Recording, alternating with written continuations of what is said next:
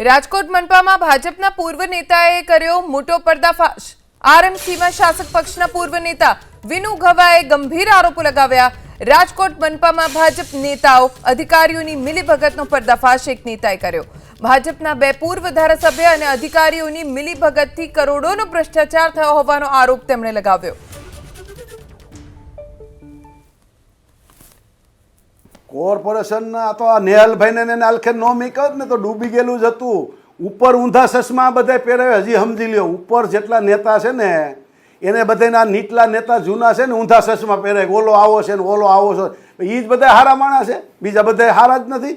ઊંધા ચશ્મા પહેરાવે ને એટલે આ બધાને જૂનાને, બાકી પાર્ટી હારી છે। હજી કહી દો તમને, પાર્ટીમાં કોઈ વિવાદ ને કોઈ વાંધો નથી। પાર્ટીને આ લોકો સાના મને ઊંધા ચશ્મા પહેરાવે આ બધું ઈખવારું હતી તો એનું કાંઈ એમ હાઈલા રાખે ને, હું કંઈક કરું તો મારું કંઈ એક હાઈલા રાખે ને।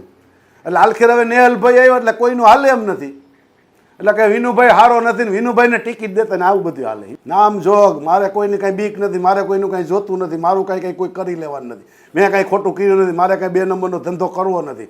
આ જે રાજકોટની 75 જૂના નેતા ઠોકે છે ને એટલે મને મુશ્કેલી છે। આ પ્રજાના પૈસા જાય છે ને મુશ્કેલી છે, અને ઉપર સુધી સાચી વાત નથી પોગાડતા, મુશ્કેલી છે। આને આ કરવાનું નથી, કરે ખાવી બે રોટલીને ગા પ્રજાના પૈસાની પત્તી ઠોકે, વાંધો ઈ જ છે। આ એમાં બે પૂર્વ ધારાસભ્ય હોતન છે। એ સમય આવશે તેથી નામ જોગ કઈ તેથી તમે જોઈજો મારું।